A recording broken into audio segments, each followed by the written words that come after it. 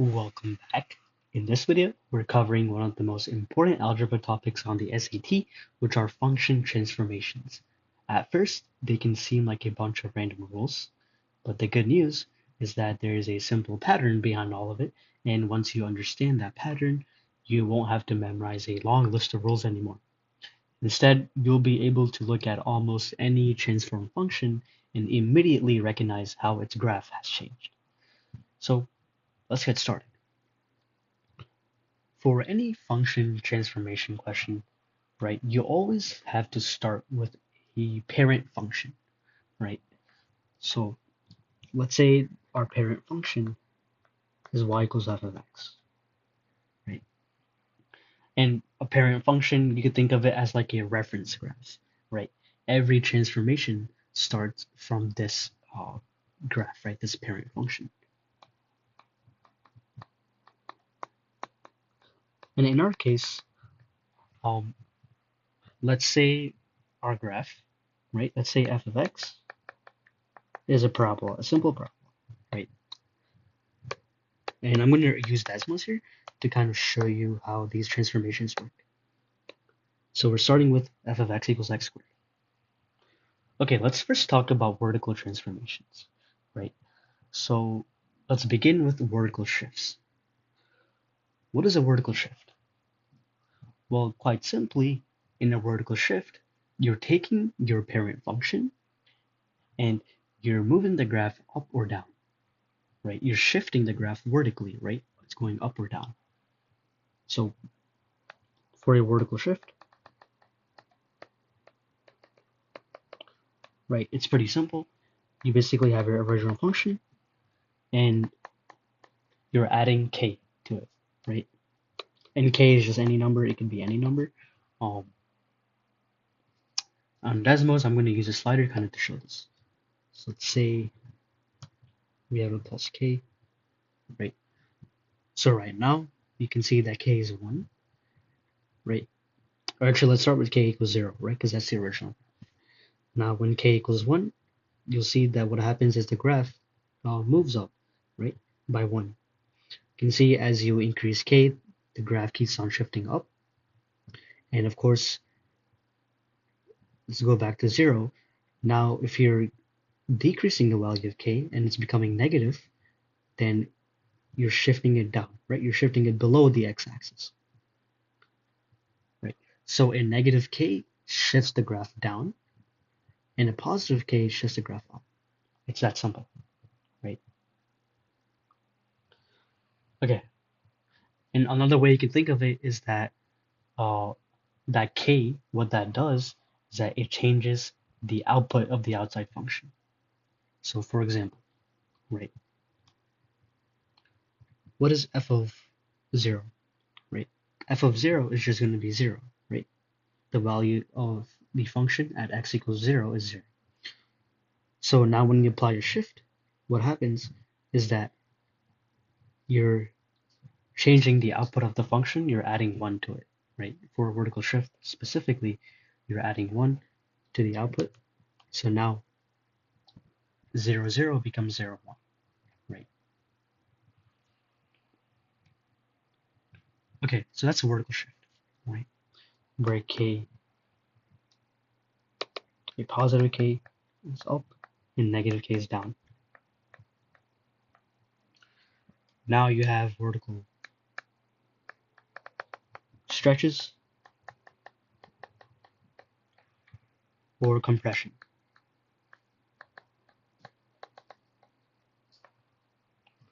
Okay, and when you're applying vertical stretches or compressions, it's going to basically be of the form a times f of x, right?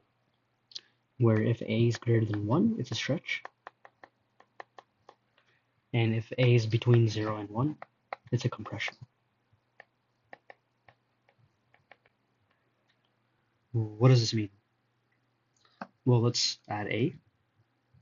Actually, let's just use k, but now it's in the form of a times f of x. So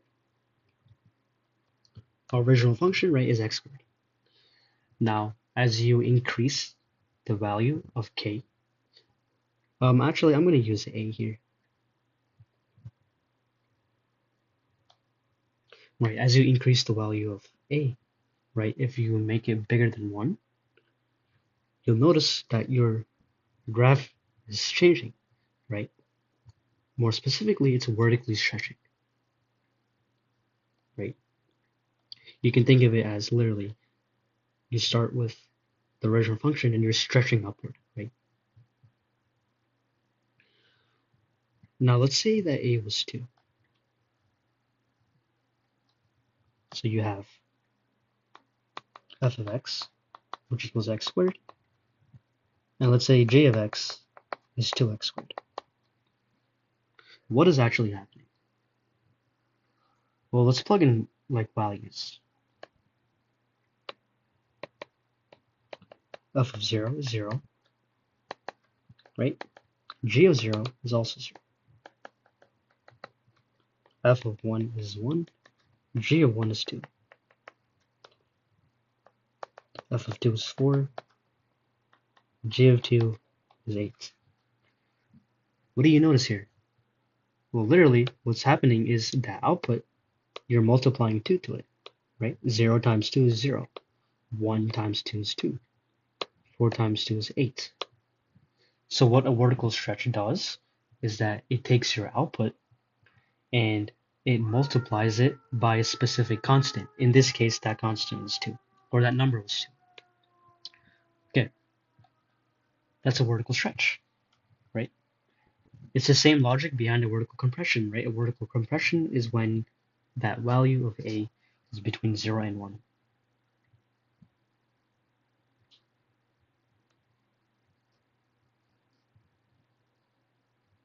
So you start with a equals 1, and as you decrease the value, right, if you make it less than 1, you notice that it compresses, right? Compresses like towards the x-axis, right? Once again, what's happening is you're taking the original function and you're multiplying 0.5 to all the y values. So now the y values are going to be half of what they were before, right? So that's vertical stretches and compressions. Now let's talk about a reflection, specifically reflecting over the x-axis.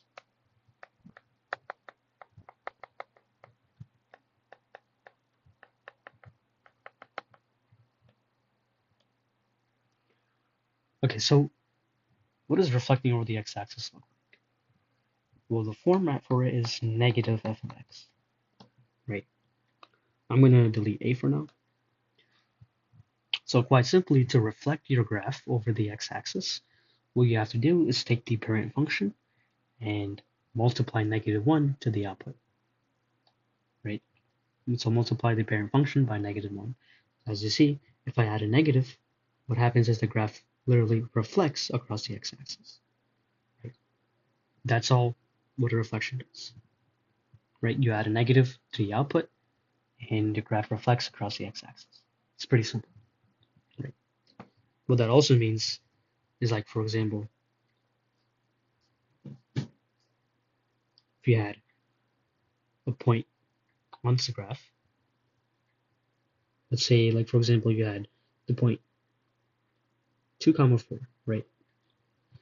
Now, if you reflect it across the x-axis, it becomes into 2 comma -4, right? So your y value is changing its sign.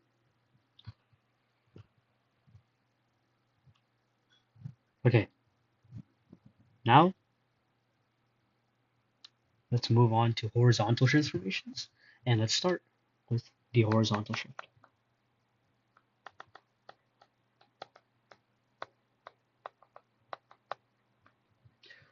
Okay, this is where most students struggle, because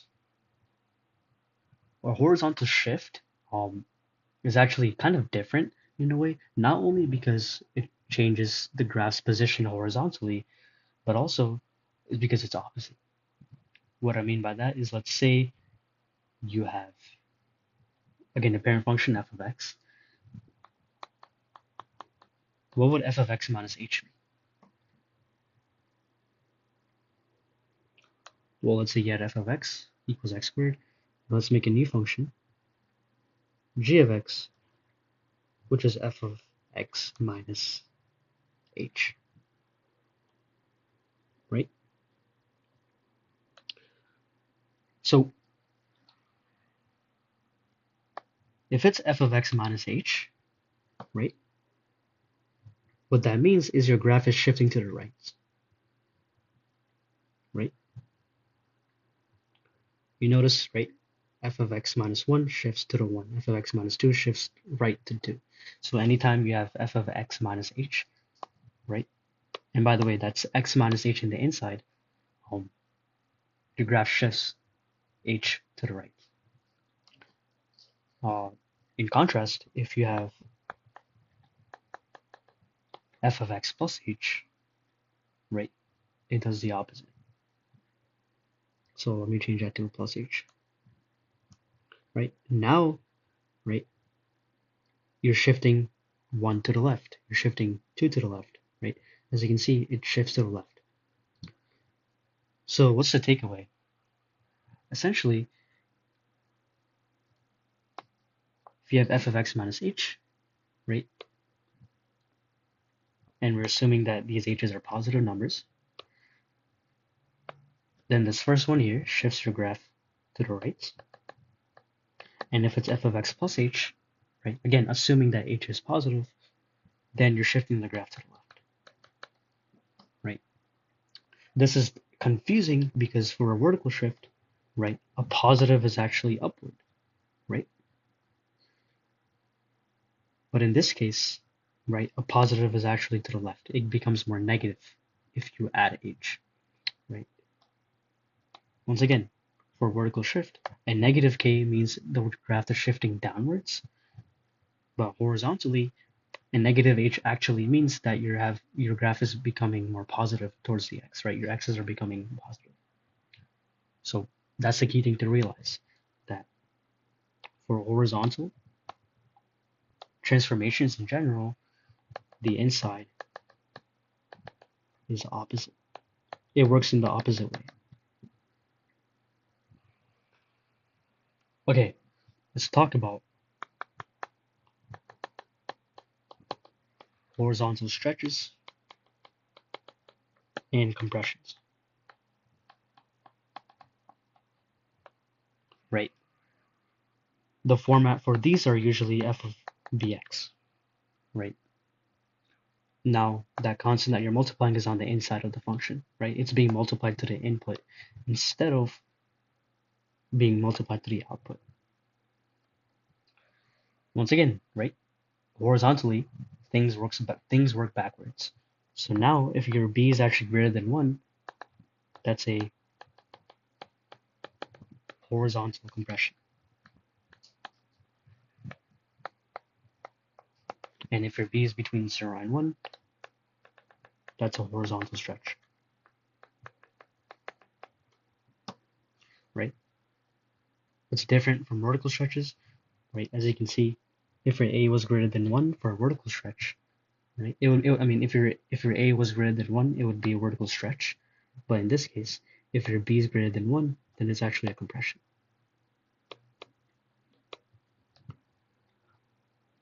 All right. So that's the key thing to realize, right? Again, for horizontal things, your inside works backwards, right? Your inside is opposite. But what does it actually look like?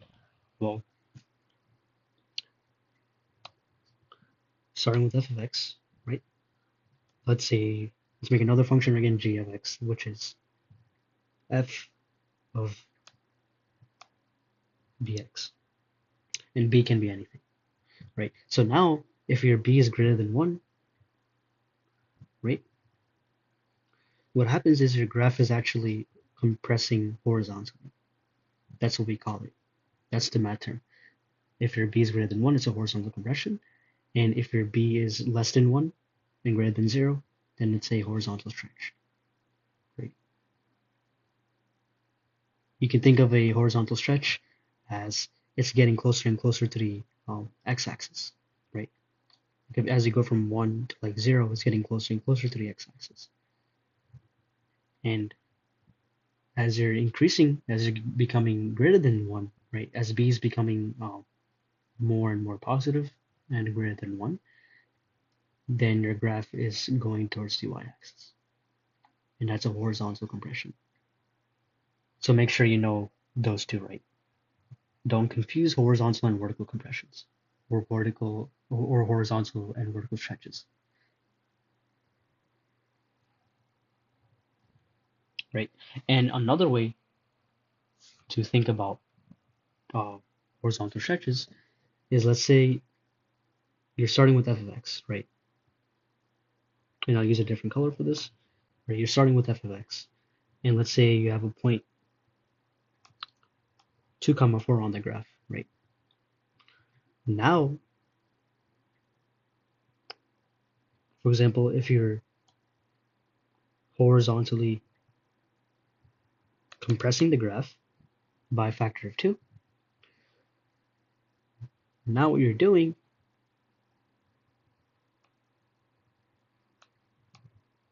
is that you're dividing your x coordinate by 2, right? So it goes from 2 comma 4 to 1 comma 4, right? That's a horizontal compression, right? Because you can think of it as your x value is becoming compressed, it's becoming smaller.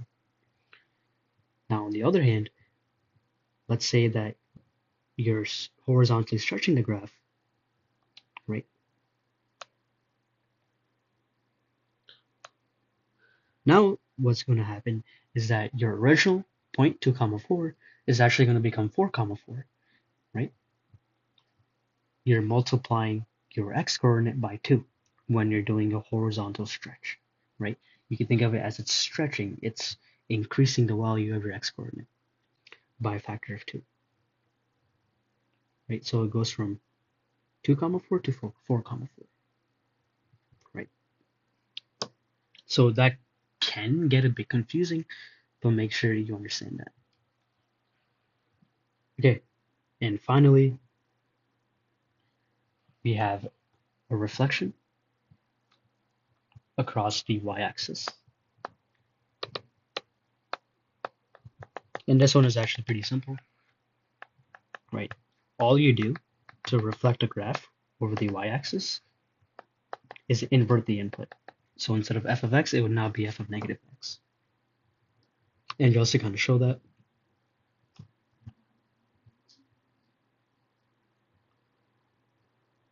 right, this becomes f of negative x. You might not be able to see the change just because this is a parabola. Let's use a different graph, right? As you can see now, what's happening, or actually let's use square root of x. What's happening is that your graph is reflecting across the y-axis because you're inverting the inputs, right? So for example, you're going from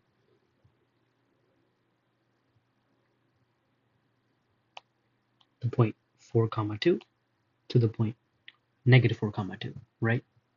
Your x coordinate inverts it. The changes, your sign is flipped. It goes from 4 comma 2 to negative 4 comma 2. Okay, that basically covers all the transformations. Now what I'm going to do is combine all of them, right? And kind of go through each one at a time. So let's say I'm going to go back to the parabola. So you're starting with the graph of f of x equals x squared. And a lot of transformations are applied to this parent function. So that becomes negative 2 f of 3 x minus 4 plus 5. Now, this is a lot. There's a lot going on here. So let's take it one at a time. Right. So the first thing that happens is that there's a graph, right? And let's start with, let's take an f of x. Right. The first thing that happens is you are applying a horizontal shift of 4 to the right? That's the x minus 4 part. So what's happening is that you're taking the graph and you're shifting it to the right 4 units, right? Because it's an x minus 4. Okay, so that's the first thing that happens. Then what happens is you horizontally compress the graph by a factor of 3, right? So once again, right, to go from the blue to the green graph, you are compressing the graph horizontally by a factor of 3. And once again, it's a horizontal compression. It's because first, the number is on the inside, and second, it's greater than 1, right? That's a horizontal compression. Okay, then after the compression, you're reflecting it over the x-axis, right? So now you have a negative f, right, to reflect it over the x-axis, right? Oh, right. So like, as you can see, to go from the green to the purple, right, you're inverting the output. So your negative's on the outside, okay? And now you apply a vertical stretch of 2,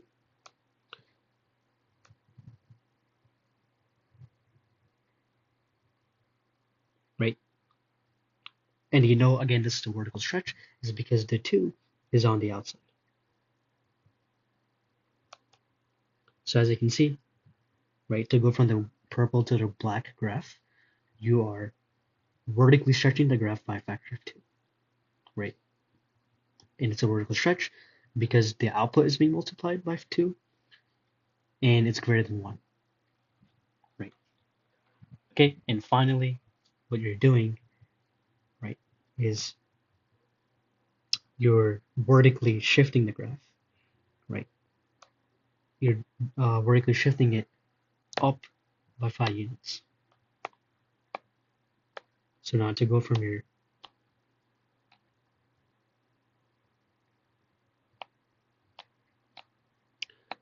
black to red, you're just shifting it 5 units up with that plus 5, right?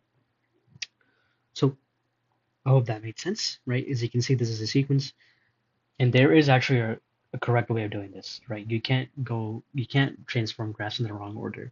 You have to first work from the inside out, right? You have to apply all the horizontal ones first, and then you have to move to the vertical ones, right? And remember that you always work inside out. That's the key thing to realize. You never start applying transformations with vertical first. You always start with horizontal translations. Okay, and lastly, right, what we're going to do is go over this question, right? Which of the following describes a sequence of transformations? Now, I am I am aware that you can use Desmos for this, but just to kind of practice, I'm not going to use it this time. So you have a graph of f of x, right? And it's transformed to produce this graph. Which of the following describes a sequence of transformations? So remember, right, I told you that you always have to work from the inside out. So what happens to this graph? First, focus on the inside. On the inside, you see there's an x plus 3. What does that mean? That means the graph is shifting 3 units to the left, right? Because it's a plus 3 on the inside. So you're shifting left 3 units. So right away, you can cross out B and D. Okay. And then after that, right, you're done with the inside. There's nothing else happening to the inside. So now you go to the vertical transformations, right? Specifically, you'll see that you're multiplying by a negative on the outside. What does it mean if you're multiplying by a negative on the outside? Well, it means you're reflecting across the x-axis, right? A negative on the output means that you're reflecting across the x-axis. So you can cross out C, you're left with A. But just to kind of finish this off, right? Then you're multiplying by 2 on the outside, so that's a vertical stretch because it's bigger than 1, and you're multiplying the output, right? Not the input, you're multiplying the output. So yeah, it's a vertical stretch. And then finally, you're shifting it up 5 units, so you're going up 5 units. So therefore, our answer choice is A. Okay, hopefully this entire lesson here made sense.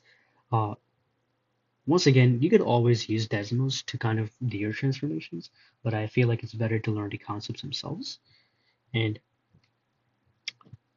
key thing to realize is that your horizontal transformations are actually opposite, right? They seem opposite. Your inside is opposite. And second, when you're applying transformations to a graph, you always start from the inside first, right? You always start with the transformations on the inside, and then you work outwards, right? More specifically, when you're done with, like, when you're doing the transformations, make sure you shift 4 units first. Like in this case, and make sure you do the horizontal shift first, if there is a horizontal shift, right? Then do your other horizontal transformations, like your horizontal vertical or horizontal compression stretch, then your horizontal reflection, or like your reflection across the y-axis. Okay, and then when you're done with all of these, right, if they are applicable in a scenario, then you move on to your vertical ones, right? So then you do your vertical ones, so you do your reflection across the x-axis, your vertical compression or stretch, whatever it might be, and then your vertical shift. Right, always follow this order, right? You always should follow this order. You start with the horizontal shift, then you apply your horizontal compressions or stretches, then you reflect across the y-axis, right? And then after you're done with the inside, you go to the outside, right? You reflect across the x-axis, you apply your vertical compressions and stretches, and then you do your vertical shift, right? Always follow this order, okay? But other than that, function transformations are actually quite simple if you understand this. Because once you understand a specific like transformation type, then you can apply it to all formulas, right? So hope this made sense. If you have any questions, leave it down in the comments, and thanks for watching. I'll see you next time.